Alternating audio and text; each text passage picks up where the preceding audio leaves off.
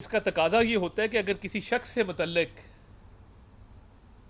किसी उसके जानने वाले का, किसी दोस्त का, किसी रिश्तेदार का अगर केस लगे, तो वो शख्स अगर जज हो या किसी अहम ओहदे पर तैनात हो, तो अक्सर औकात वो केस खुद नहीं सुना करते। और यही मामूल है पूरी दुनिया में कि जजेस की ब्लॉक लिस्ट होती हैं कि जजेस पहले ही दिन अपने चीफ जस्टिस को आगाह करते हैं कि फ़लाँ शख्स मेरा दोस्त है, फ़लाँ शख्स मेरा रिश्तेदार है, इसका कोई केस मेरी अदालत में ना लगाया जाए। ना सिर्फ ये, बल्कि बहुत सारे ऐसे जज साहिबान हैं जो कोई दूर का भी ताल्लुक़ हो, दूर का भी रिश्ता हो, तो वो इस बात का ख्याल करते हैं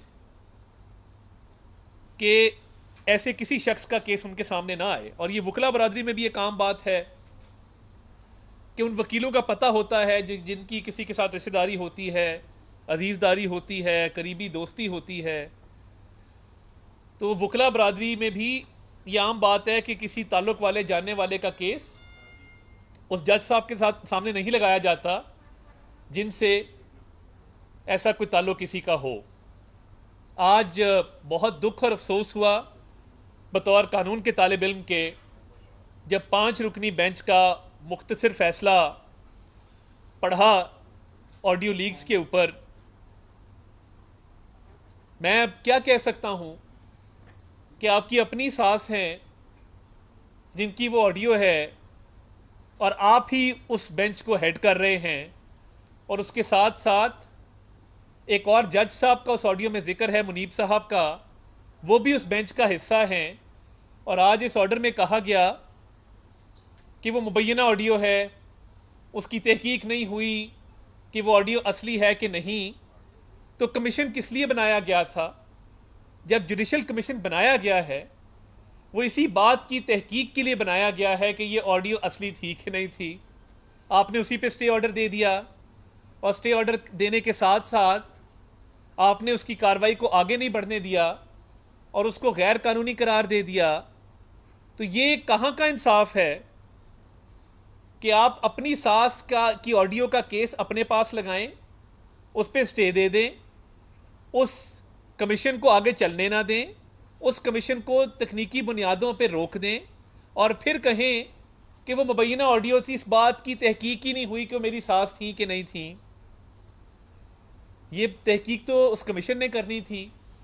अव्वल तो आपको इस बेंच का हिस्सा नहीं बनना चाहिए था, और अब 16 सितंबर से पहले जाने से पहले आप ये ऑडियो लीक्स का कोई ना कोई फैसला करना चाहते हैं, हमें अंदाज़ा है। मगर वो कहते हैं justice should not only be done but manifestly seem to be done. इंसाफ सिर्फ होना नहीं चाहिए, इंसाफ होता नज़र आना चाहिए।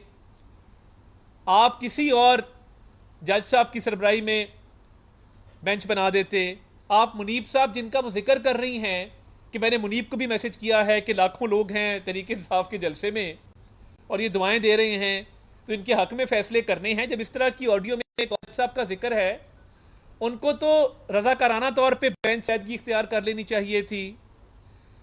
अब आप खुद जज हैं, आपकी सास का मामला है, बेंच को आप हेड कर रहे हैं, एक और जज साहब जिनका ऑडियो में जिक्र है वो बेंच का हिस्सा हैं, तो इंसाफ क्या होना है? और ये किसने तहकीक करनी है कि ये ऑडियो असली थी कि नहीं थी? आपने ये सवाल भी कर दिया, और आपने इलेक्शन का भी जिक्र कर दिया। यानी सास की ऑडियो के अलावा आपने सारी बातें की। इलेक्शन की पिटिशन के ऊपर आपने कहा स्पीकर्स की दरखास्तें आई थी, इलेक्शन 90 रोज़ में होने चाहिए थे, इलेक्शंस में ये कवायद और ज़वाबित हैं जो पूरे हो गए थे, तो ये इलेक्शन हो जाने चाहिए थे। फैसला ऑडियो लीक्स का है। पूरी कौम इस बात पे परेशान है कि ये ऑडियो लीक्स का इलेक्शन से क्या ताल्लुक है। और इलेक्शंस का जो आपने जिक्र किया है, काश आप ऑडियो लीक्स का जिक्र करते और बताते कि ये क्योंकि मेरी सास का मामला, मैंने बेंच से रद्दगी इख्तियार की है और मैंने नया बेंच बनाया है। ऐसा नहीं हुआ।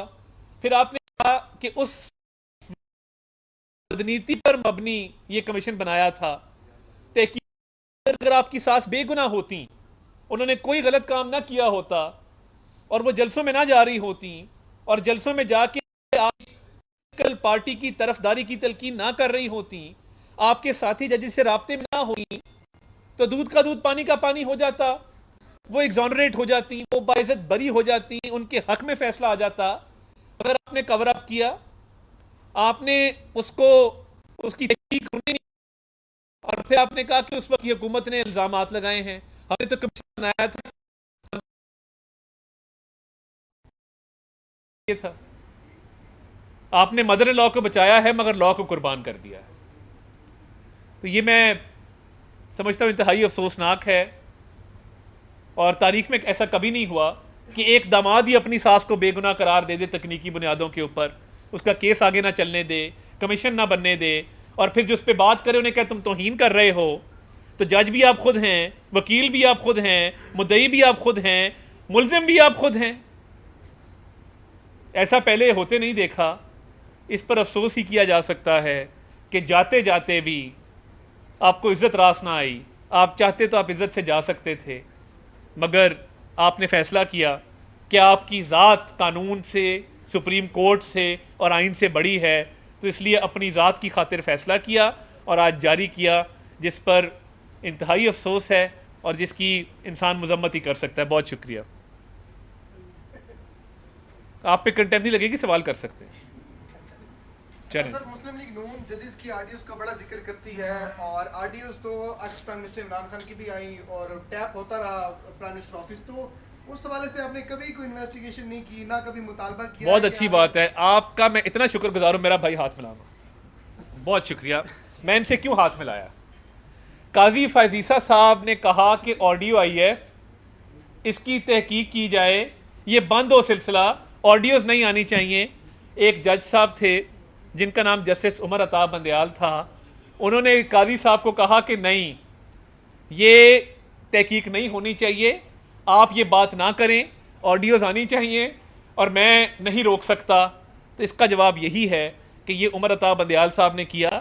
काजी साहब तब कहते रहे, इल्तजा करते रहे कि इसकी फौरी तौर पे तहकीकात करवाएं कि ये ऑडियोज क्यों लीक होती हैं, मगर जैसा करोगे वैसा भरोगे।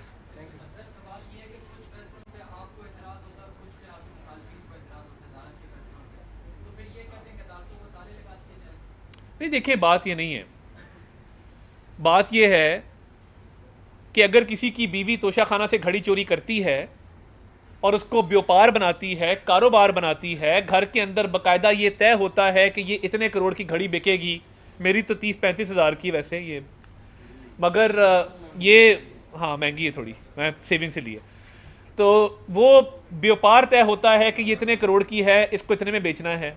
हमने तो नहीं कहा था ना ये व्यापार करें, हमने तो नहीं कहा था ये कारोबार करें, ना ही हमने आपको कहा था, ये ना किसी जज साहब ने आपको कहा था कि आप करोड़ों अरबों के तोहफे बेच दें। प्रॉपर्टी टाइकून्स को फोन करें, वो खुद परेशान हो जाए कि 5 कैरेट की अंगूठी देनी है या 10 कैरेट की देनी है, वो भी गुफ्तगू इनकी अपनी है। तो देखें, जहां कानून की खिलाफ वर्जी है, कोई शख्स कत्ल करे और ये कहे कि अदालत ने मुझे गलत सजा दी, भाई कत्ल तो आपने किया है।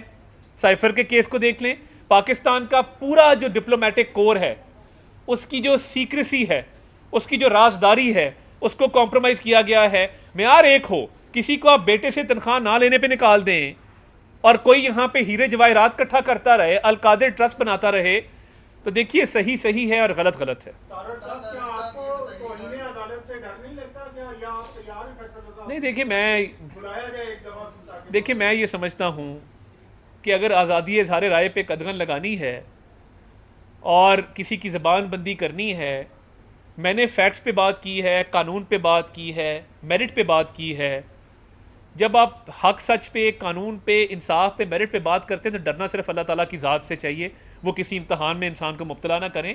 बाकी ये जजेस आनी जानी चीज़ें, हमने भी बड़ी रिटायरमेंट्स देखी हैं, हमने भी जुडिशरी को देखा है, तो ऐसी बात नहीं है। तौहीन वाली बात कोई नहीं है ना। आपकी सास ने एक काम किया, उसका जवाब आपने नहीं देना।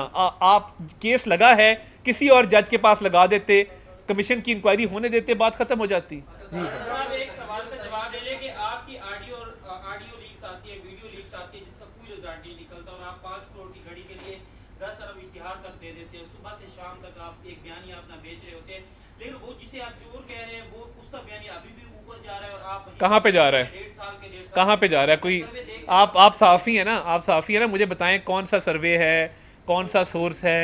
जो कह रहा है कि बयानिया ऊपर जा रहा है, मुझे बता दें कि चोरी सॉरी जमीनी हकायत यही है कि नहीं, मुझे बताए ना, मुझे बताए पिलडैट ने सर्वे किया है, मुझे आप बताएं आईपोर ने सर्वे किया है, मुझे आप बताएं गैलप ने सर्वे किया। आप साफी है ना, हवा में तीर ना फेंकें। देखें, मैं आपके सामने जवाब दे हूं, आप मेरी नहीं टॉक शो ना बनाएं, इलेक्शन करवा ले, पता चल जाएगा। अभी करा लें, हमारे तो मुखालिफ ही नहीं है। मैं अपने हल्के में बताऊं, मेरे तीनों मुखालिफ भागे हुए हैं क्योंकि उन्होंने 3-4 फौजियों को वहां गोली मारी थी, पुलिस वालों को डंडे मारे थे, कैंट पे हमला किया था।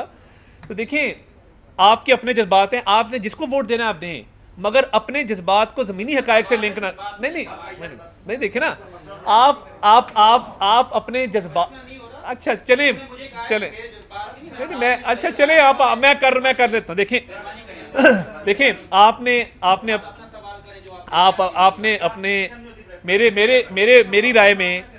राय में आपने अपने जज्बात को जमीनी हकायक से तशबीह दी। मैंने आपसे सर्वे का पूछा, आप मुझे सर्वे का सोर्स नहीं बता सके। हाँ, टिकटॉक के ऊपर लाइक्स अगर ज्यादा हैं उसका कोई इलाज नहीं, मैं कुछ नहीं कह सकता। मैं भी जब बंदूकों वाले बंदे लेके निकलता हूं, गाड़ी से उतरता हूं, मेरे भी 1-1.5 लाख लाइक्स आ जाते हैं। वो इसलिए सर्वे मेरे से बात करें ना, मैंने आईपोर का नाम लिया, गैलप का नाम लिया, मैंने बाकी सर्वे कंपनीज का नाम लिया। देखें, आप हकायक पे बात करेंगे, मैं हकायक पे जवाब दूंगा, मगर चोरी एस्टैब्लिश्ड है। साइफर केस में जो उन्होंने डॉक्यूमेंट घुमाया, पूरी कौम के सामने लहराया, वो एस्टैब्लिश्ड है। बाकी आपके अपने जमीनी हकायक है, मेरा अपना ओपिनियन है। जी इरफान साहब, ये बताइएगा सर कि आपकी जस्टिस फाइज़ा आपकी और साथी जो जमाती थी उनके फेवरेट है, अभी जो है बंजाल साहब किसी और पार्टी के फेवरेट है, तो ये सिलसिला कहाँ जाके? नहीं, मैं समझता हूं कि कोई किसी का फेवरेट नहीं है और हमें आने वाले चीफ जस्टिस को भी मुतनाज़ा नहीं करना चाहिए। उनकी एक अपनी तबीयत है, मैं उस पर कोई कमेंट नहीं करना चाहता, मगर ये बात नामुनासिब है क्योंकि उन्होंने अभी किसी के खिलाफ कोई फैसला दिया, ना किसी के हक में दिया है, ना कोई नाइंसाफ़ी उनसे मंसूब है। बंदियाल साहब ने तो अपने कॉन्डक्ट से एक जिस्मानी रिमांड पे मुलजिम को कहा गुड टू सी यू और घर भेज दिया। हाई कोर्ट में एक केस पेंडिंग था तोशा खाना का, उसमें पूरा इन्फ्लुएंस किया हाई कोर्ट को कि वो उस मुलजिम की सजा मुअत्तल करते। हो जानी थी मगर वो सुप्रीम कोर्ट की इंडल्जेंस के बाद हुई। अपने सास के मामले पे क्या किया, जो जलसों में फिरती हैं।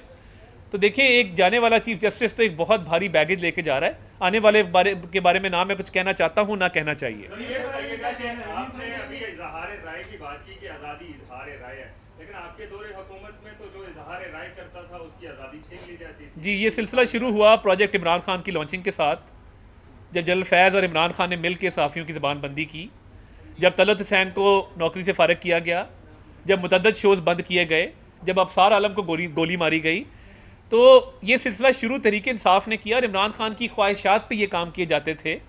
अब तो चले फिर भी कुछ चेक एंड बैलेंस है, कोई बेल मिल जाती है, कोई पता लग जाता है। उस दौर में तो पता नहीं लगता था कि क्या हो रहा है और कौन कर रहा है और असद तूर को कौन ये कर गया या असद तूर के घर में कौन आया। तब आपके साथी बैठ के कहते थे कि लड़की के भाइयों ने मारा है, तो वो ना लड़की मिली है ना उसके भाई मिले आज तक। बहुत शुक्रिया जी। वो मेरी लड़की उसके भाई मुझे बता दीजिएगा, मैं भी मिलना चाहता हूं। YouTube पर गूगली न्यूज देखने के लिए youtube.com की सर्च बार में गूगली न्यूज टीवी टाइप करें। गूगली न्यूज के पेज पर सुर्ख रंग के सब्सक्रिप्शन वाले बटन पर क्लिक करना ना भूलिए। YouTube पेज पर अपलोड होने वाली वीडियो से बाखबर रहने के लिए बेल आइकन पर क्लिक कीजिए। आपको हर नई वीडियो के बारे में नोटिफिकेशन मौसूल हो जाएगा।